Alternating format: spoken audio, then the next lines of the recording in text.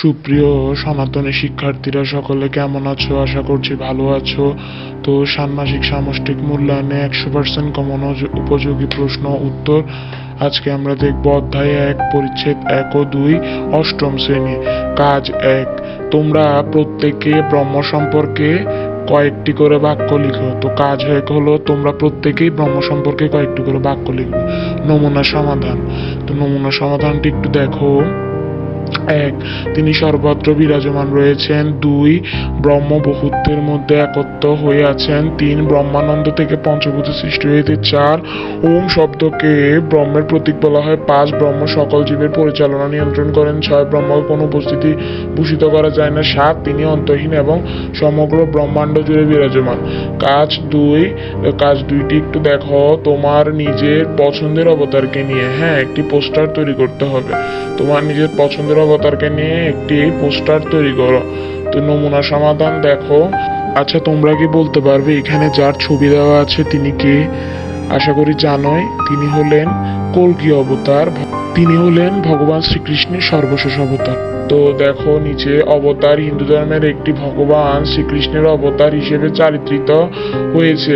কল্কি অবতার বিশেষভাবে ভগবান বিষ্ণুর দশম অবতার হিসেবে পরিচিত।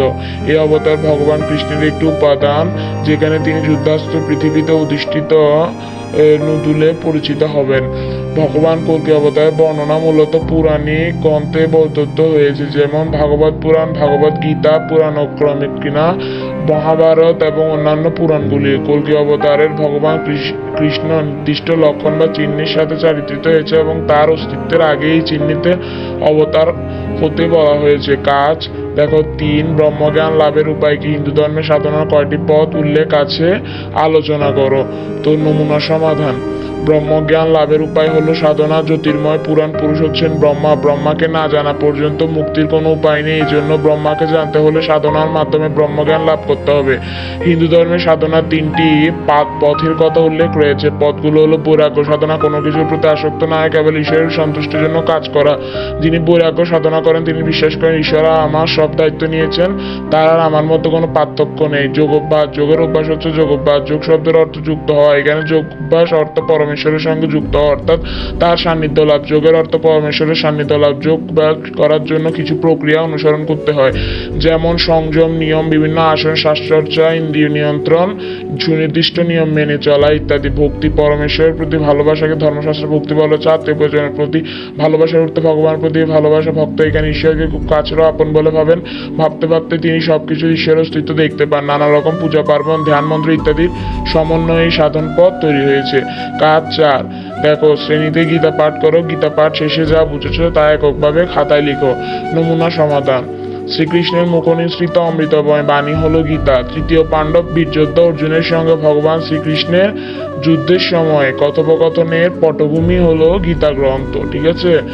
তাদের এই কথোপকথনের মধ্য দিয়ে ধর্ম, দর্শন, নৈতিকতার, রাজনীতি, সমাজনীতি ও গার্হস্থ্যনীতি প্রস্তুতি আলোচিত হয়েছে। গীতার আত্মরক্ষা, অন্যায়ের বিরুদ্ধে যুদ্ধ করার কথা বলা হয়েছে। গীতা মানুষকে ধৈর্যশীল, সংযমী, নিরহংকারী হতে উপদেশ প্রদান করে। গীতা গ্রন্থে 18টি অধ্যায়, 67টি শ্লোক রয়েছে। এই জন্য গীতাকে কি বলা হয়?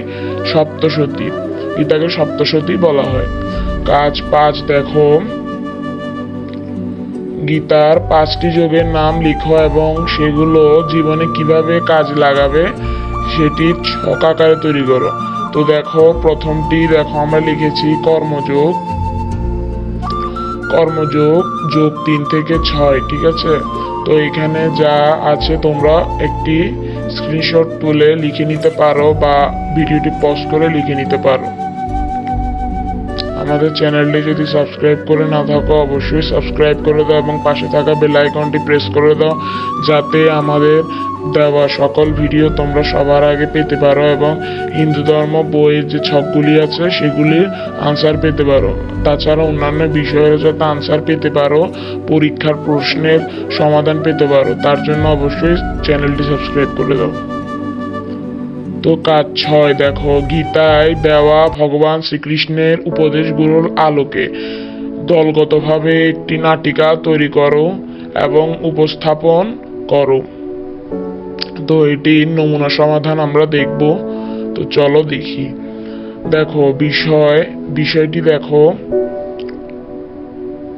গীতায় দেওয়া ভগবান শ্রীকৃষ্ণের উপদেশগুলোর আলোকে নাটিকা রচনা। শ্রেণী কি? অষ্টম। ভূমিকাভিনয়ের যে চরিত্রগুলো সেগুলো দেখো। অলোক শ্রীকৃষ্ণ এবং সুজয় অর্জুন হিসেবে অভিনয় করবে। কুরুক্ষেত্র যুদ্ধ শুরু করার আগ মুহূর্তে শ্রীকৃষ্ণ অর্জুনের মধ্যে যে কথোপকথন হয়েছিল সেটি মূলত অভিনয় করবে। হে সৃষ্টিকর্তা, দেখো অর্জুন, হে সৃষ্টিকর্তা, আমি কিভাবে আমার আপনজনদের বিরুদ্ধে অস্ত্র ধারণ করতে পারবো বলুন হে প্রভু। শ্রীকৃষ্ণ কি বলছেন দেখো, হে মহাবীর অর্জুন, তুমি বিষয় ও মোহগ্রস্ত হয়ে পড়ো না, ধৈর্য ধরো, ধীরে ধীরে সমস্ত কিছু ঠিক হয়ে যাবে। অর্জুন বলছে, হে আমার প্রভু, তারা সকলেই তো আমার আত্মীয়, আমি কাকে আঘাত করব? শ্রীকৃষ্ণকে বলছেন, হে প্রিয় অর্জুন, তুমি কি কর্ম, জ্ঞান, ভক্তি ও মোহ সম্পর্কে জানো? অর্জুন বলছেন, না প্রভু, এই বিষয়ে আমি অবগত নই।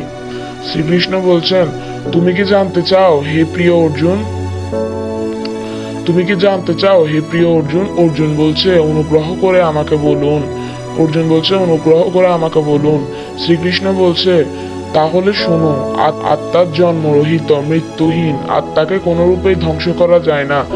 জীবের মধ্যে আত্মা অবস্থান করে, তাই মৃত্যুর মাধ্যমে দেহের ধ্বংস হলেও আত্মার ধ্বংস হয় না।